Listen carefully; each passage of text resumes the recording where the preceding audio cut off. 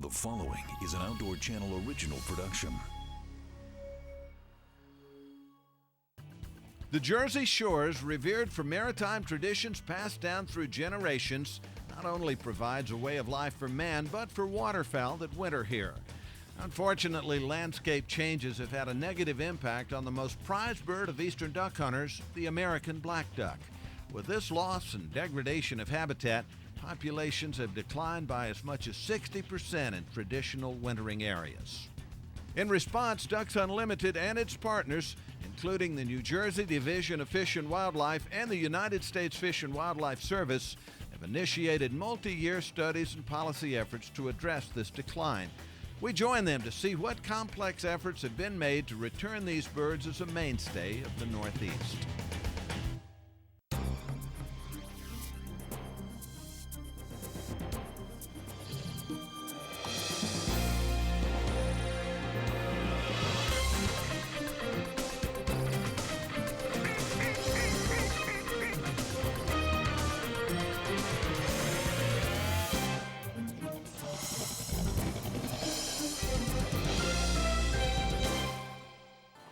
Ducks Unlimited, presented by Midway USA.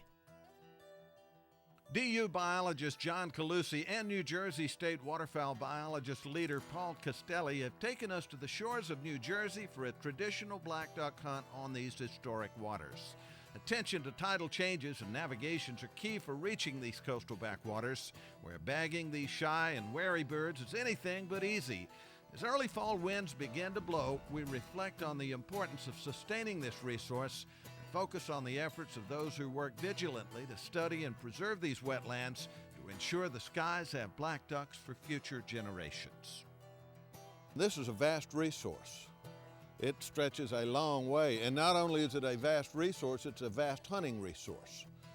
This is a place where a guy can come, and if he wants to shoot a black duck, this is where to do it. Now, it's also a place where you've got to really know what you're doing, because with these tides going up and down, you can get lost out here to start with. You can get trapped out here if you don't know how to run. So it's a great resource. From the standpoint of the importance of an ecosystem to wildlife, it's enormous.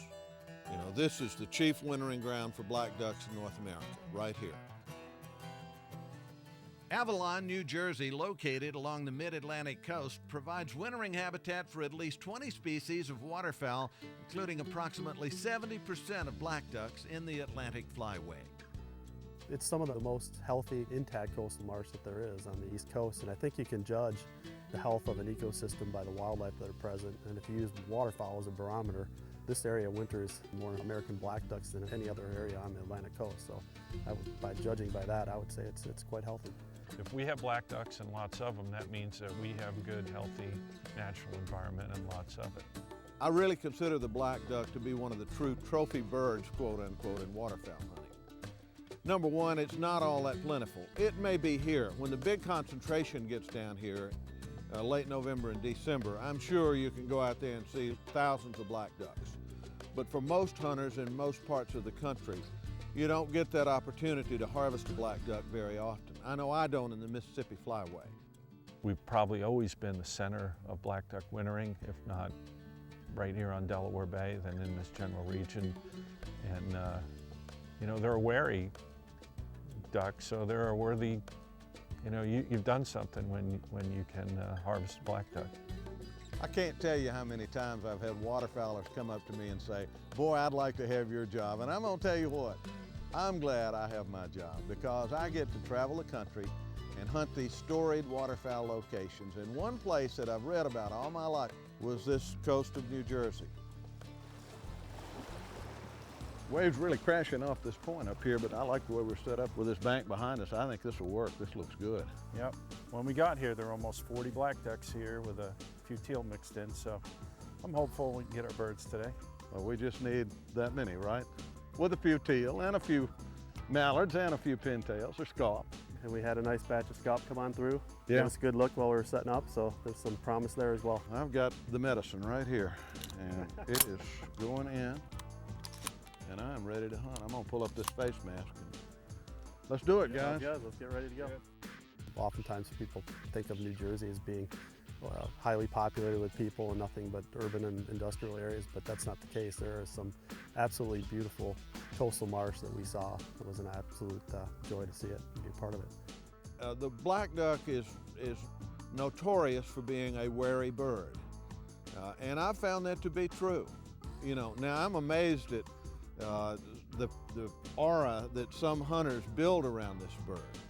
And Paul, for instance, was talking about, you know, he wanted us to whisper if we saw a duck flying way across the horizon. He said, they hear so well. Paul, you were talking about flying, doing surveys and seeing hunters in the marsh. What stands out? What do hunters need to concentrate on to hide from birds overhead? What do you see when you fly? Well, when we fly over, and sometimes we see decoys, they're so good we think they're birds, and the blind is really good.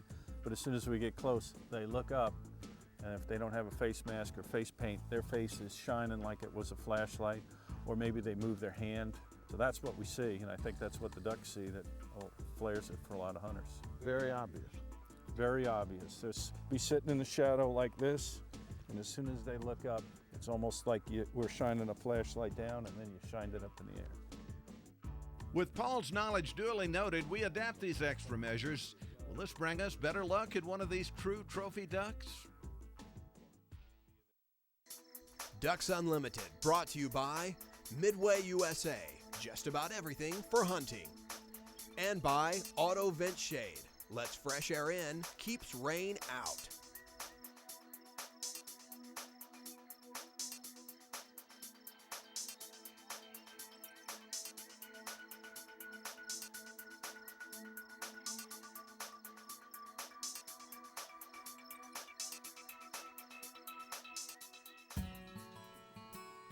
I've not hunted up in New Jersey. I've hunted on down the coast in Virginia, and I've hunted around Chesapeake Bay a little bit, so this was the first time for me. I tell a story about running into an old hunter up in the coastal Maine area years ago, and he was telling me about hunting black ducks. And he said, always use 7 decoys. Said, don't know what happened, don't know what, I went crazy one year, I tried 9, wouldn't work, had to go back to 7. You know, so there's a mystique about these birds. I'm thinking, you know, yeah, they're counting. There's more than 7 decoys. Wrong. But there is this mystique about hunting these birds.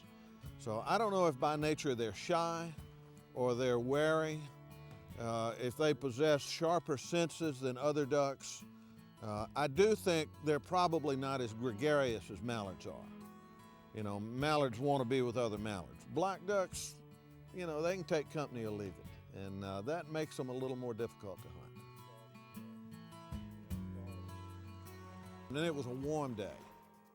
Had a few looks, you know, single here, double there, birds working down in the marsh behind us. And then all of a sudden, boom, here comes one just like you had him on a string. Coming left, watch out. He's gonna do it.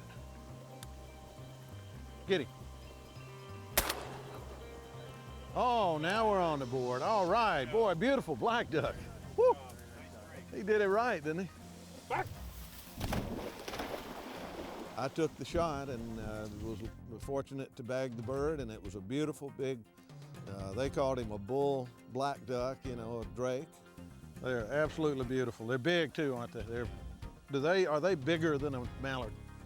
No, they're about the same size. I mean, a lot of local hunters, you know, will say, did you get any big ducks? And they're talking about primarily mallards and black ducks. They're big in reputation. Yeah. All right, now age him for me. Okay. Show me what you're doing. Is that an adult? I think so, based on the size of his plumage. But you look at the tail feathers, and they're all nice and pointed here. If it was a juvenile, he'd be growing in his adult feathers, and the juvenile feathers would have had the down from this summer on it break off, and so there'd be a little inverted V notch on the end there. Yeah. I filled my daily limit of 1 black duck, and as the tide rises, anticipation is high for John and Paul to round out their limits as well. And we had one that came across the decoys, really I thought at pretty good range, you know, maybe 37 or 8 yards. And it was John's turn to shoot, and I'm saying, shoot, John, shoot, shoot. And he started to, but he looked at the bird and he let it pass. And he didn't say anything. And I know it's because of the fact that he has this respect. He does not want to take a shot at one of those birds unless he knows he can make a clean kill. And I respect that. There's only one a day allowed, so it's a 1 duck a day bird. And hunters owe it to the black duck to show it the respect in not taking chancy shots or long shots. If they're gonna shoot one, make it a clean shot, get the bird down on the water. You know, you don't want to see one loping off if you can help it. This tide does not waste any time, does it? It didn't occur to me why that bank was there behind us. And then all of a sudden, the water's up a little closer. Next thing I know, water's up to my gun bag, and so I kind of move it back a little bit. And to make a long story short, in the next hour, you know, the water is up on my seat. Now I'm wearing waders. That tide came up 4 or 5 feet in about 2 hours. And guess what? It drops just as fast. So there's a dynamic out here that I'm not used to hunting. You know, I don't know much about a coastal marsh, but I do know one thing. Watch the tide, and if it starts dropping and you're in shallow water, you better get your tail out of there or you're gonna get stuck. The last minute has expired. That's the end of the day. The end of the day. This has been an interesting day. Water has come up from, what, 5 or 6 feet from where we started. We saw enough ducks a day to have had a good shoot. We got a third of a limit. One of us got a nice trophy black duck here, my limit. As legal sunset ticks away and the high tide arrives, it's time to flee this famed coastal marsh. We head back across the bay as nightfall arrives, and we spot enough birds to give us hope for the morning.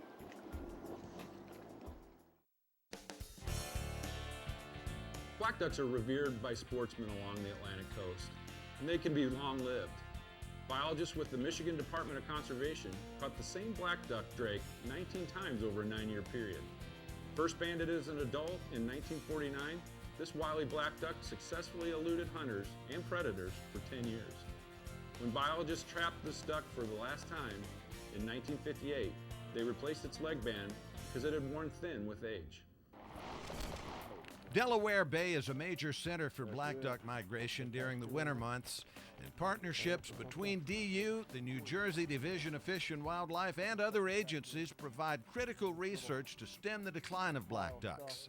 I share the blind with Paul Castelli and John Calusi, who have spent many years researching these birds. You know, when we set up a trip, we have to just pick dates and go because of planning purposes. And we knew we were coming here before peak migration time. And then throw in weather that was warm and still in some cases.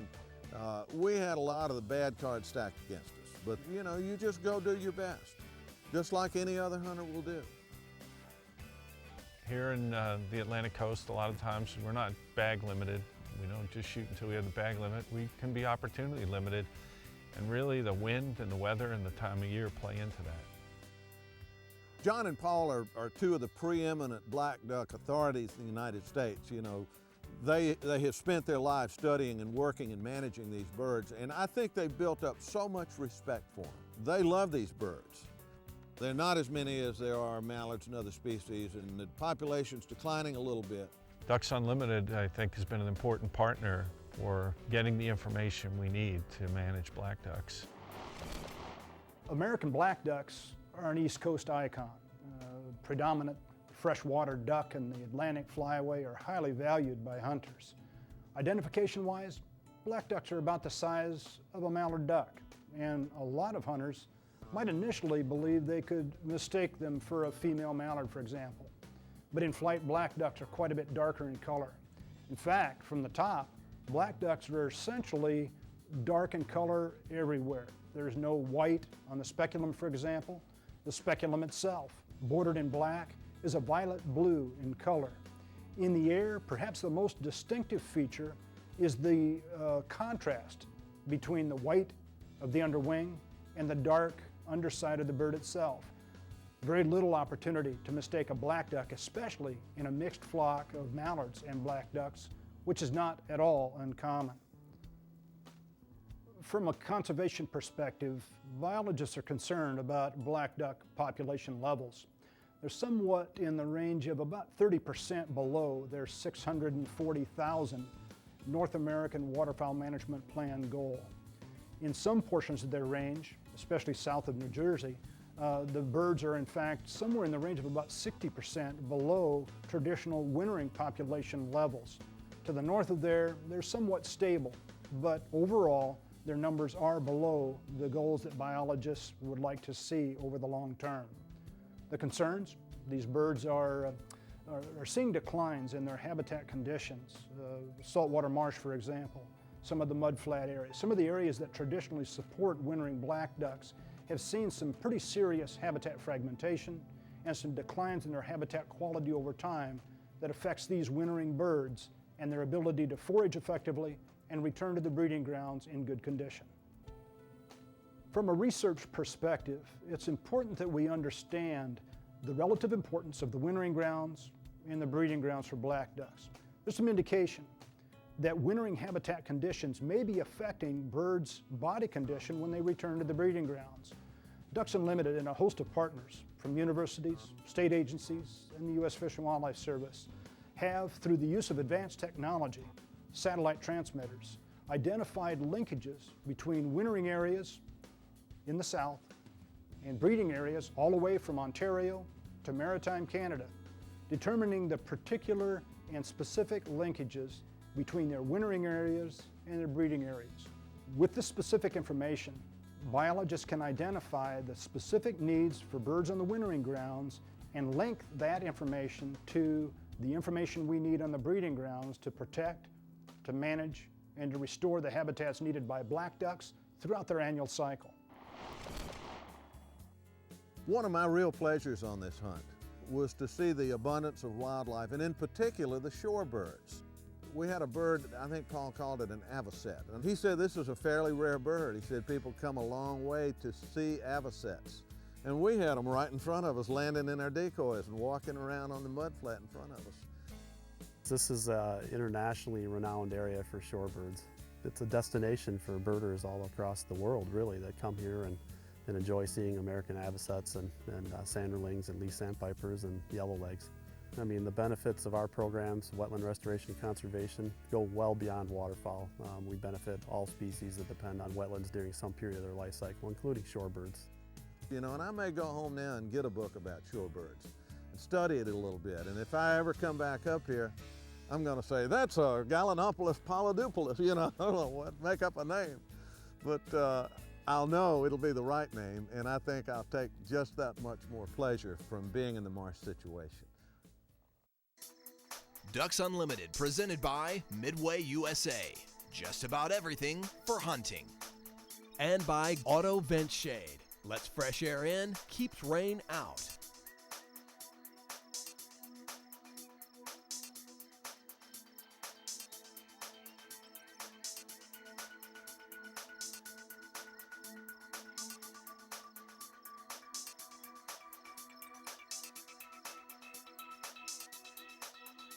Our final morning, we move into a new area along Delaware Bay where I join Paul Castelli and colleague John Calusi, two of the top black duck experts in the country. We tuck into tall reeds along a stream. Conditions are warm and the winds have laid. With the new season just beginning, the major migration is still to the north. But with black ducks in the area, you always have to be on guard. Little bit slow again this morning, but you know, it takes the slow days to make the good days good. A hunter shouldn't necessarily judge the quality of his hunt by the number of birds he takes. He should judge it by the experience that he enjoys. And some of my best duck hunts may be some that I've not taken as many birds on as I have others. But if I work hard and solve a problem and take a couple of birds, that's just as satisfying to me as if I just luck into the right place and they cover me up and I shoot a quick limit and I'm out of there. To make those hunts where you figure it out, where you put the puzzle, the pieces all fall in there right, and it works for you, that's where that satisfaction comes from. If it was easy every time, that satisfaction wouldn't be there. It's just fun, you know, you compare notes, especially when we go and we hunt with somebody that we have not hunted with before. You learn from them. Paul is a wealth of knowledge both about the black duck and how to hunt the black duck. And I picked up some things. You know, he impressed on me how closely you have to guard yourself to be hidden, to be still, to be quiet when you're hunting these birds. They're so spooky. So when you don't have many birds on the wing, you know, when you're dealing with a limited resource like we have here on this hunt in South Jersey, you tend to get a little off guard. You know, it's a natural thing. You don't sit there for 2 or 3 hours and scan the skies like a sentry on guard duty. I'm sitting there looking at them, and I see 2 black ducks come sailing into view right over the decoys. They were looking toward me and they didn't see them. Ducks, ducks, ducks.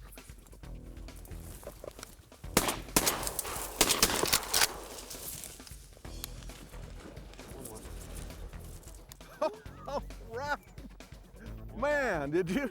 I just looked up. I was looking toward you guys and looked up and saw 2 just come gliding right in front of us. Good boy, Zeke. Zeke loves to retrieve, you know, so he was pretty patient for us. It was a little slow, but there's no ducks around. He'll retrieve your water bottle at the end of the day. 1 of 2. You know, you say, how can you have a good trip when you've had 2 birds? Well, I don't know. It was just fun. That's what we're looking for. Boy, get that.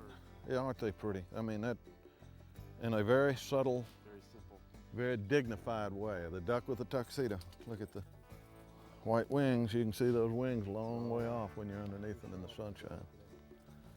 Yeah, it's a fine bird. Black duck is a trophy bird. That was about the only bird we had in the marsh.